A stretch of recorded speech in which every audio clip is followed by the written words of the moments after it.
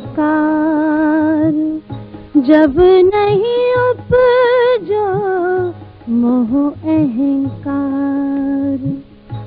नाही निराकार, नाही शून्य, ना निर्गुण, ना निरंजन, ना ईश्वर, ना मूल प्रकृति।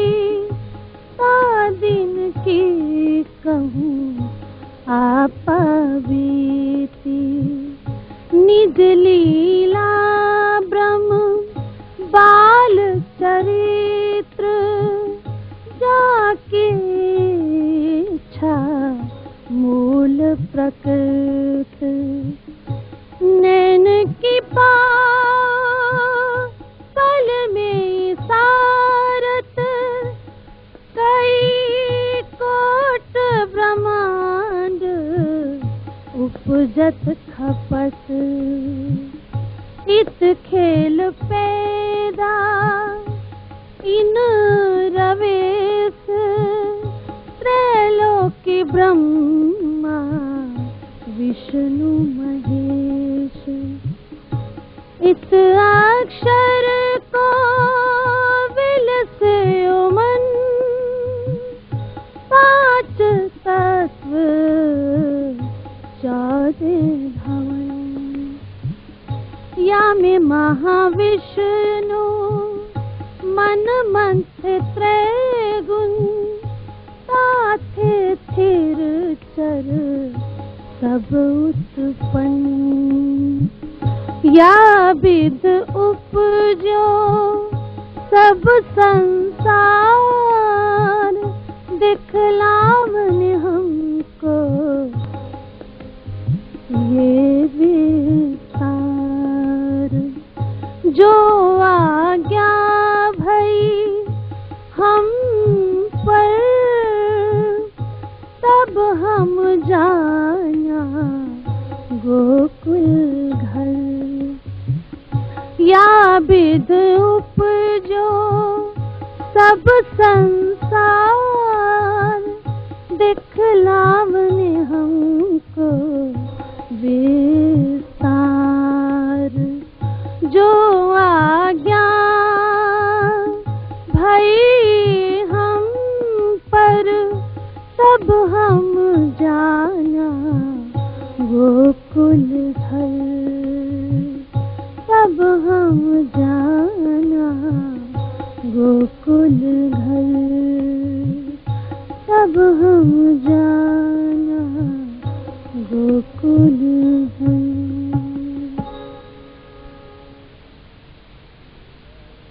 वंदो सतगुरु चरण को, करूं सो प्रेम प्रणाम। अशुभ हरण मंगल करन, धने श्री देव चंगी नाम। श्री प्राणनाथ निज मूलपति, श्री मेरा जसु नाम। तेज कुंवरी श्यामा युगल, पल पल करूं प्रणाम। पल पल करूं प्रणाम। साथियों, आओ श्री प्राणनाथ जी की वाणी के आधार पर वह संशय मिटाएं जो जब से सृष्टि बनती और मिटती है, कुछ लोगों की ये धारणा रहती है कि ये प्रकृति अपने आप ही बनती मिटती रहती है। कुछ की धारणा है कि प्रकृति और पुरुष जब मिलते हैं तो सृष्टि बनती है, और जब ये अलग होते हैं तो सृष्टि का लय हो जाता है। यहीं पर ही सब कुछ है। नहीं, अगर प्रकृति और पुरुष जब मिलते हैं, उसके बाद पुरुष का रूप तो सब यही मानते हैं कि वो निराकार है। तो प्रकृति का भी जब लय होता है तो फिर उसका भी तो कोई स्वरूप नहीं रहेगा। तो कौन किसको कहाँ जाके मिलेगा? क्योंकि पुरुष का तो यहाँ स्वरूप कोई मानता ही नहीं है। सब कहते हैं कि निराकार स्वरूप है, यानी उसका कोई आकार नहीं है। तो फिर प्रकृति भी लय जब हो जाएगी तो इसका भी कोई आकार स्वरूप नहीं रहेगा। तो कौन किसको जाके कहाँ मिलेगा, ये समझने की बातें आज दिन तक आपस में कुछ नास्तिकता से चलते रहे, कोई आस्तिकता से चलते रहे, दोनों भ्रांति में ही पड़े रहे। इस भ्रम को आकर प्राणनाथ जी ने निकाला कि ना भाई, प्रकृति पैदा करे कई ठौर इंद आलम, कई इंद आलम जो है प्रकृति बनाती है, एक ही पल में करोड़ों ब्रह्मांड बना देती है, पर प्रकृति का भी तो कोई ठिकाना है। वो प्रकृति का स्थान कौन सा है? एक ठौर माया ब्रह्म, ये ठौर माया ब्रह्म शब्द सो त्रैगुण की पर आत्म। तो ये प्रकृति का जो मूल ठिकाना है वो सबलिक ब्रह्म है, और वहीं पर जो है पुरुष है वो चित्तगन लहरी है, चिदानंद लहरी जिसको कहते हैं, वो तो पुरुष वहां पर है, वो अखंड है, अविनाशी है। और जो प्रकृति का मूल ठिकाना जिसको मूल प्रकृति कहते हैं वो सबलिक के अंदर है। अब जब तक हम अक्षर के अंतस्करण के चारों चीजों को समझ नहीं लेंगे तब तक हमें क्या पता चलेगा। ये चीज है जो आज दिन तक इस असमंजस में पड़ी हुई दुनिया को कोई भी सत्य का मार्ग नहीं बता सका, और आपस में वाद विवादों में ही पड़े रह गए। ये 14 लोक जो है, इससे आगे क्या है? आदि नारायण के बाद मोह तत्व है। अच्छी तरह से मन में विचार कर लीजिए। मोह तत्व से ही 14 गुण, निराकार और निरंजन और निर्गुण और शून्य, इसी को ही कहते, जिसको कुरान में क्या कहा है? बेचून, बेचगुन, बेशबी और बेनमून। भाषा का अंतर है, चीज सब एक है। अब इससे आगे का वर्णन प्राणनाथ जी के आने से पहले किसी ने वर्णन किया नहीं। क्यों नहीं किया? ना कोई परे गया और ना कोई परे से इधर आया। तो यही चीज कृष्ण ने गीता में कही कि वो जब पराशक्ति जब तक आ नहीं जाती तब तक कोई भी इसका भेद खोल नहीं पाएगा, वो भी नहीं खोल पाए। ये है कलयुग की वो महत्ता कि जब पार ब्रह्मक्षातीत आकर इन सब झगड़ों के, इन सब जो चीजें वहमों में और पड़ी हुई थी उन पे आके भेद खोलेंगे। तब उन्होंने क्या बताया कि आओ सबसे पहले हम प्रकृति और पुरुष का रूप जो असल है, जहां से सृष्टि बनती है, जहां से सर्जनहारा कहां पर है? सृष्टि का सर्जन तो हो गया, सर्जनहारा कहां पर है? अगर सर्जनहारा को भी हम सृष्टि के अंदर ले लेंगे तो महाप्रलय में तो फिर उसका विनाश हो जाएगा। फिर कौन सृष्टि का सर्जन करेगा? सर्जनहारा जो है वो अखंड है, अविनाशी है, जिसको ग्रंथों में क्या कहा? कूटस्थो अक्षरा उच्यते, वो अक्षर ब्रह्म है। वेदों में भी वही बात कही, अक्षरात परा अक्षरा, परा का है ना, इसके अंदर तो नहीं कहा। उसी चीज को कुरान में इलाह करके कहा है, उसको जो है बाइबल में क्रिएटर करके कहा है। तो क्रिएटर इसके अंदर, नश्वर जगत के अंदर किस तरह से हो सकता है? अब सोचिए। तो फिर कोई ना कोई स्थान तो होना चाहिए, वो है अखंड स्थान। ये क्या है? काल माया का ब्रह्मांड है। यहाँ का क्या विधान है, यहाँ का क्या नियम है कि जो चीज यहाँ उत्पन्न होती है, उत्पत्ति होती है, उसका महाप्रलय में लय निश्चित है, निश्चित है। अब चलना है आगे। आगे क्या है? हर चीज अखंड है, लेकिन वहां पर कोई नई चीज यदि बनानी है तो वो शक्ति वहां भी नहीं है, वो उससे आगे। अक्षर से परे अक्षरातीत जो पूर्ण ब्रह्म है, वही उस योग माया के ब्रह्मांड में। अब समझना है कि जी योग माया का शब्द तो नया सुना है। जिस जगह से पार ब्रह्म की सत्ता की बाउंड्री शुरू होती है उसको कहते हैं योग माया का ब्रह्मांड, और उसको कंट्रोल कौन करता है? क्रिएटर। अक्षर ब्रह्म का जो अंतस्करण है उसके 4 अंग हैं, जैसे हमारे भी मन, चित्त, बुद्ध और सत्य स्वरूप, और वो चारों के चारों ब्रह्म हैं। यहाँ पर ब्रह्म शब्द किसी के साथ नहीं लगता, भगवान कहते हैं या देवी देव कहते हैं। एक एक चीज का जो है डिफरेंस आपके सामने ला रहा हूं। यहाँ कोई ब्रह्म शब्द नहीं कहलाता किसी के साथ भी। ब्रह्मा के साथ ब्रह्मा ब्रह्म नहीं कहलाते, शंकर जी के साथ शंकर ब्रह्म नहीं कहलाते, भगवान कहलाते हैं, देव कहलाते हैं। और वहां हर चीज ब्रह्म कहलाती है। क्यों? अखंड है। जो चीज अखंड है उसी को ये शब्द लगता है कि वो ब्रह्म है। अव्याकृत ब्रह्म, उससे आगे सबलिक ब्रह्म, सबलिक के आगे केवल ब्रह्म और सत्य स्वरूप ब्रह्म। यानी मन, फिर चित्त, फिर बुद्ध और फिर सत्स्वरूप। अपने शरीर पर घटाइए, मन, उसके ऊपर चित्त होता है, अर्थात मन को कंट्रोल कौन किए हुआ है? जो चेतन शक्ति है। चेतन के ऊपर फिर क्या है? जो बुद्धि है।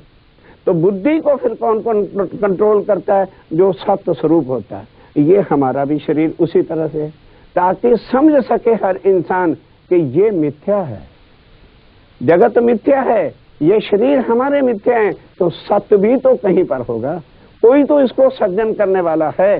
तो साथियों, ये भ्रांति अब प्राणनाथ जी की वाणी की सुनकर निकाल दो कि सर्जनहारा यहाँ पर नहीं है, वो अविनाशी है, वो क्रिएटर है। और उसका क्या कौन बनाता है? उस योग माया के ब्रह्मांड को भी कौन कंट्रोल करता है? वो स्वयं। कहाँ बैठकर? योग माया में नहीं। सात परतः परा अक्षरा, और अक्षरात अति परा, और उससे भी परतः परा वो पार ब्रह्म है। उसको कहते हैं परम धाम, और कोई परम धाम नहीं है। वहां पर क्या है? सत, चिद, आनंद। जो कल के विषय में मैंने बताया था प्राणनाथ जी की वाणी से कि सच्चिदानंद ही पूर्ण ब्रह्म अक्षरातीत है, और वो सत अंग, चिदघन आनंद और आनंद अंग की तीन लीलाएं अवश्य जुदा जुदा होती है। सत अंग जो है वो पार ब्रह्म का ही स्वरूप है, नो डिफरेंस, कोई उसमें अंतर नहीं। अंतर है कि वो अक्षर ब्रह्म अखंड है, अविनाशी है, अखंड की लीला तो करता है, आनंद की लीला वो नहीं जानता, क्योंकि सत अंग जो है वो सत्ता का स्वरूप है, आनंद अंग जो है वो आनंद का स्वरूप है, और चिद्घन स्वरूप उस पार ब्रह्म का स्वयं है। अब आइए अक्षर ब्रह्म के साथ जो लिंक दबाते हैं, तो वो सत अंग जो है अंग अक्षरातीत का है, उससे जुदा तो नहीं हो सकता। उनके रहने का स्थान जो है वो परम धाम ही है, और वहां बैठकर अपने अंतःकरण में ध्यान दीजिए। समझने की यह बात है जो आज दिन तक वेदों ने भी और किसी ने भी आकर के खुलासा नहीं किया। नौ जरा बड़े प्यार के साथ अक्षर ब्रह्म परम धाम में बैठा है, योग माया में नहीं है। पर उसके अंतःकरण में एक बात आती है कि खेल ये ब्रह्मांड बनना चाहिए, इतनी बात हुई तो उसके सत्य स्वरूप के अंदर योग माया में ये बात आ गई। अब उसने आगे अपनी बुद्धि में बात लिया कि किस तरह से ये बननी चाहिए। बुद्धि ने उसको लिया और फिर चेतन के अंदर यानी उसके सबलिक में आ गई, जहां पर चिदानंद लहरी उसके पुरुष का स्वरूप है। उसके बाद उन्होंने किसके हवाले कर दी वो बात? ये काम करना है, मन को दे दिया, क्योंकि मन बनाता और मिटाता है।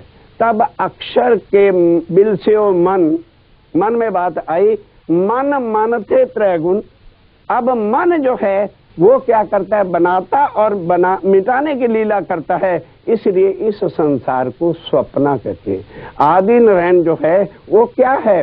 अक्षर के मन का स्वप्ने का स्वरूप है। जैसे नींद आती है, हम नींद में चले जाते हैं तो हमारे सारी बॉडी साइलेंस हो जाती है, समझिए अच्छी तरह से। एक मन जो है उसको नींद कभी नहीं आती, मन नहीं सोता, बाकी बुद्धि भी चित्त भी शांत होकर के बिल्कुल बेड पर सो जाते हैं, गहरी नींद चले जाते हैं, मन नहीं सोता। मन के अंदर जो संकल्प और विकल्प होते हैं उसको लेकर के वो अपनी नई दुनिया बना लेता है, स्वप्न आता है। जैसे जो चीजें हम साक्षात जागृत अवस्था में नहीं कर पाते हैं तो वो स्वप्ने में हम अपना बनाकर और उसी के अंदर जो है हमारा मन घूमता है, लेकिन हमें क्या लगता है कि मैं घूम रहा। इसी तरह से वो अक्षर का जो मन है वो अब स्वप्निक दुनिया की रचना करता है, ये रचनाहारा उसका मन है, लेकिन मालिक कौन है? अक्षर ब्रह्म। अच्छी तरह से समझिए, मेरे मन से कोई चीज बन रही है तो इसका मतलब नहीं मन बना रहा है, उसका कंट्रोल करने वाला मालिक मैं हूं। इसी तरह से वो अव्यकृत ब्रह्म जो है, जो योग माया में है, यहां नहीं है, वो उसका जो ये ब्रह्मांड बना तो उसका स्वरूप स्वप्न में क्या बन गया? आदि नारायण। अब शास्त्र वेद क्या कहते हैं? 1000 वर्ष तक गर्भोदक समुद्र में अंडा तैरता रहा। वो 1000 वर्ष क्या है? वो गर्भोदक समुद्र क्या है? गहरी नींद। जब तक आदमी गहरी नींद में नहीं चला जाता तब तक कोई स्वप्न उसका स्टार्ट नहीं होता। सोते साथ ही जो है वो नहीं हो जाता। तो 1000 वर्ष तक वो आदि नारायण इसी में रहे, कोई सुध बुध नहीं। उसके बाद जब गहरी नींद आई तो अब स्वप्न स्टार्ट होता है। एको अस्मि बहुश्यम, मैं अकेला हूं। ये सारा क्या है? आगे ना गहरी नींद, कोई कुछ नहीं। इच्छा पैदा, प्रकृति इच्छा पैदा होती है। अब इच्छा पैदा होते साथ ही माया का स्वरूप लक्ष्मी जी सामने प्रकट हो जाती है। हो गई, अब पतन शुरू होता है। इच्छा ही इंसान का पतन है, लेकिन यहाँ इंसान की इच्छा पूरी होती है। आदि नारायण का भी पतन हुआ। कैसे? कहाँ थे? लक्ष्मी जी को साथ लेते ही पाताल में शेषाई नारायण पर जा बैठे। अब वही लक्ष्मी, अब उसके मिलन से ही त्रैगुणों की उत्पत्ति होगी। रजोगुण, तमोगुण, सतोगुण, ब्रह्मा, विष्णु, महेश। ये है सृष्टि का सर्जन होना। अब यहां से इन तीनों के पास शक्ति है कि सृष्टि को बनाएं, पालन पोषण करें और श्रृंगार करें। वो त्रिदेवा कर रहे हैं। साथियों, अब आगे बढ़ो। ये तो होगी सृष्टि। इसका सर्जन हारे का काम कहां से शुरू हुआ? योग माया के विरमाण से। और वहां से अब पहले तो ऊपर से बताया ना, सत्य स्वरूप, फिर उसके बाद केवल ब्रह्म, फिर उसके बाद सबलिक ब्रह्म, फिर उसके बाद अव्याकृत। अब जैसे पहले सिर से चलिए तो पहले सिर आएगा, फिर बुद्धि आएगी, फिर चित्त आएगा, फिर ही तो मन आएगा। अब यहां से ऊपर ले लें ताकि हम लोग अच्छी तरह से समझ सके, कोई संशय न रह जाए। ये चीज आज दिन तक प्राणनाथ जी के बिना किसी ने आके बताई ही नहीं थी कि सृष्टि का सर्जनहारा कौन। आपस में इसी चीज में वादा विवाद, लड़ाई झगड़े, ये वो, और चल क्या है। आ गया समय, अब न लड़ना, अब संशय मिटाओ। मन नीचे, फिर चित्त, फिर उसके बाद बुद्धि, फिर उसके बाद सस्वरूप। इसको शब्दों में क्या कहा है? अव्याकृत, सबलिक ब्रह्म, केवल ब्रह्म और सत्य स्वरूप। प्रकृति पैदा करे, प्रकृति पैदा करे कई इंड आलम। ये जो सब कुछ हम देख रहे हैं, ऐसी प्रकृति जो है यहाँ की करोड़ों ब्रह्मांड एक ही बार में मिटा देती है। पर एठौर, इनका ठिकाना कहाँ है? एठौर माया ब्रह्म सबलिक, सो तो त्रैगुण की पर आत्म। ये जो त्रैगुण हैं, ब्रह्मा विष्णु महेश, और इनका मूल ठिकाना भी तो कहीं होगा, आदि नारायण। और उनका मूल ठिकाना कहाँ है? अव्याकृत से ऊपर सबलिक ब्रह्म। वहां जो है से ये सारा संसार का रचना बनाने का हुक्म देता। अब वहां भी अपने आप नहीं बना देते। कौन हुक्म देता है? जो सर्जन हारा है, जिसको कूटस्थ अक्षरा उच्चते कहा है। अब वो परमधाम में क्यों है? योग माया में क्यों नहीं है? योग माया में कोई चीज अगर अक्षरातीत चाहते हैं बना सकते हैं, पर मिटा नहीं सकते, क्योंकि योग माया का ब्रह्मांड अविनाशी है, अखंड है। अक्षर ब्रह्म जो है अनादि। योग माया का हर चीज अनादि नहीं है। आगे चल के विषय आएगा, नित्य वृंदावन और गौलोक का बनाया गया, लेकिन अक्षर ब्रह्म तो नहीं बनाया जा सकता। वो उस पार ब्रह्म का अंग है, वो राइट साइड है, और आनंद लीला जो है उनकी लेफ्ट साइड है, अर्धांगिनी का रूप है। तो ये शब्द इसलिए यहाँ पे प्राणनाथ जी ने आके प्रयोग किए ताकि संसार के लोगों के संशय मिट जाएं। अब हुक्म कौन देता है? अक्षर ब्रह्म। अक्षर ब्रह्म ने अपने अंतस्करण के अंदर ये चीज ली कि सृष्टि की रचना होनी चाहिए, तो हुक्म देता है, बनाता नहीं। भूल करके भी ये ना समझ लेना कि अक्षर ब्रह्म इस खेल को बनाता है, क्योंकि अक्षर ब्रह्म सत्य है। यदि वो बनाएगा तो सत्य से जो चीज बनेगी वो सत्य होगी, उसका लय कभी नहीं होगा। अब ये बनती भी है लेकिन लय भी हो जाती है। तो कौन बनाता है? मन उसका बनाता है। मन तोड़ता फोड़ता बनाता और करता है। इसका सर्जनहारा तो अक्षर ब्रह्म है, पर वो हुक्म किसको देता है? सबलिक ब्रह्म को। क्या बनाओ? बस कहा चेतन में आई चीज और अव्याकृत को वो हो गई। अब अव्याकृत जो मन के स्वरूप को अव्याकृत ब्रह्म कहते हैं। अव्याकृत ब्रह्म, सबलिक ब्रह्म और केवल ब्रह्म और सत स्वरूप ब्रह्म। जब तक ये चारों चीजें जो योग माया की हैं हम बुद्धि में नहीं बिठा लेते, तब तक सृष्टि की सर्जन और सर्जनहारा और उससे परे अक्षरातीत पूर्ण ब्रह्म की पहचान आप कभी नहीं कर सके।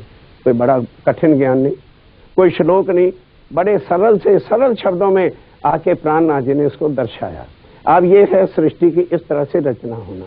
अब चलिए आगे ले चलूं आपको। अक्षरात परतः परा, वो पार ब्रह्म कहाँ पर है? उससे आगे आ गया परम धाम। वहां कौन सा तत्व है? अब एक एक चीज को लेते चलिए। यहाँ कौन सा तत्व है? मोह तत्व है। सारी सृष्टि किससे बन रही है? मोह तत्व से। अष्टावरण, 3 गुण, 5 तत्व, सब कुछ इससे बन रहा है। और मोह का इतना बड़ा जाल है कि ब्रह्मा विष्णु महेश सब माया के अंदर जो है जकड़े पड़े, कोई भी इससे परे निकल नहीं सकता।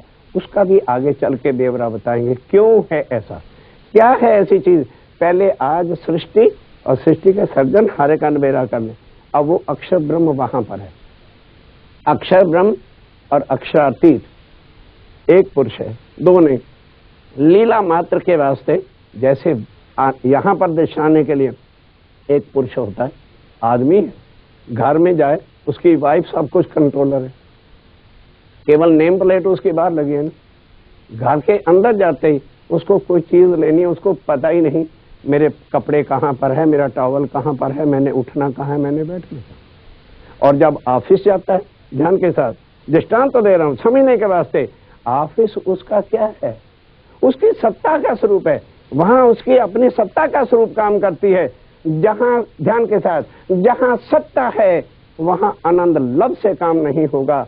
जहां लव की लीला होती है वहां सत्ता कंट्रोल हंटर से नहीं हो सकता।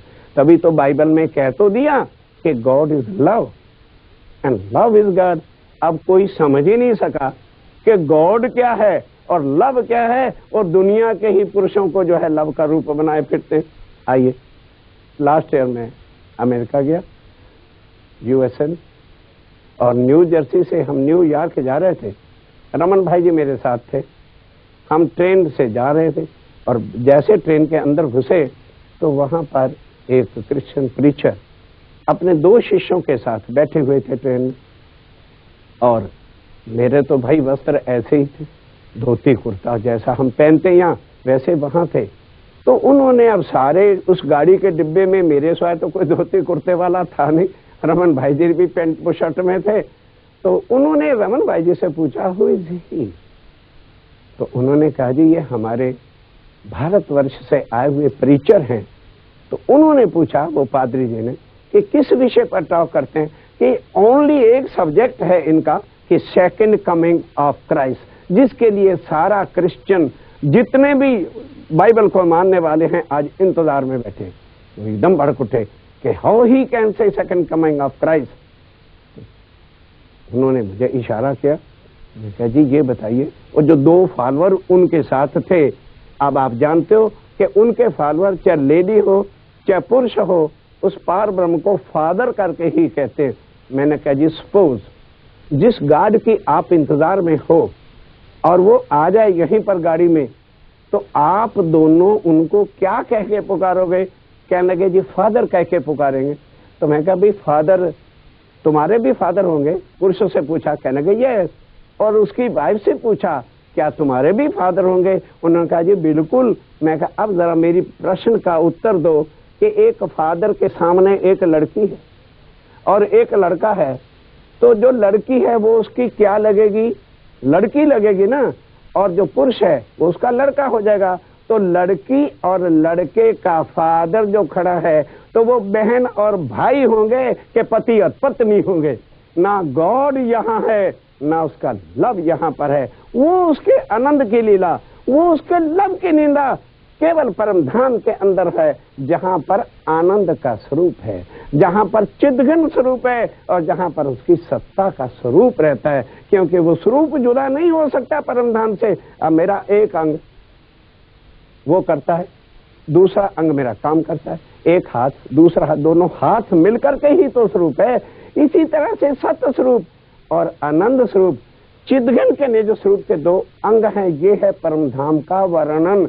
और वहां से अब सत्ता वाला जो काम करना है वो आनंद वाला स्वरूप तो नहीं कर सकेगा, और जो आनंद वाला है वो सत्ता का काम नहीं कर सकता। तो सत्ता को हुक्म, सत्ता का जो स्वरूप है अब वो सत्ता की लीला वहां नहीं करेगा। ध्यान के साथ, डिफरेंस बिटवीन आनंद की लीला का स्थान और सत्ता की लीला का स्थान। तो सत्य स्वरूप जहां लीला करता है उसको कहते हैं योग माया का अभिमान। और परम धाम की जो निज आनंद की लीला है वो कहाँ होती है? परम धाम में। स्वरूप एक है, लीला दो करते हैं। एक अखंड की लीला जो अक्षर ब्रह्म सत्ता का स्वरूप उसका काम करता है, और एक है आनंद की लीला जो स्वयं पार ब्रह्म अपनी आत्माओं के साथ जो आनंद के स्वरूप हैं उनके साथ उस अखंड स्वलीला अद्वैत जिसको सारी दुनिया कहती है, लेकिन जान न सकी कि वो स्वलीला अद्वैत कहाँ पर है। तो स्वलीला अद्वैत भी तो तभी समझ में आएगी जब पार ब्रह्म के स्वरूप को समझेंगे। तो पार ब्रह्म का स्वरूप कहाँ है? परम धाम में, जहाँ पर सत्य चिद आनंद है। तो योग माया में क्या है?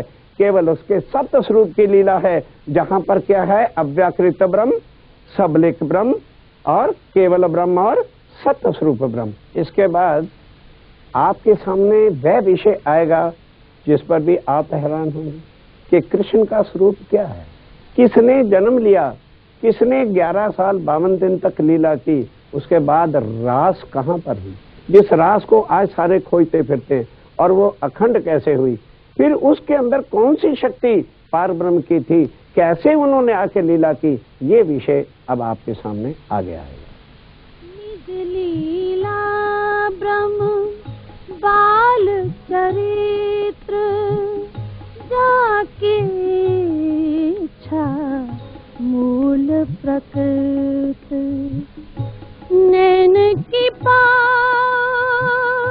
कल में सारत कई कोट ब्रह्मांड उपजत खपत इत खेल पैदा इन रवेश त्रैलोकी ब्रह्मा विष्णु महेश इत अक्षर को विलस्यो मन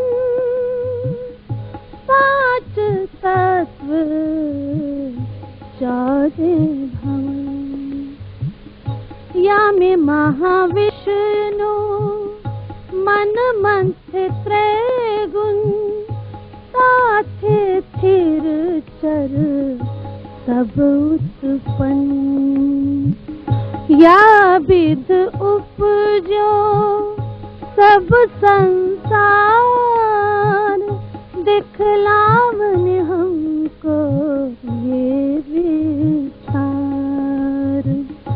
जो आज्ञा भई हम पर तब हम जाना गोकुल घर या विध उपजो सब संसार दिखला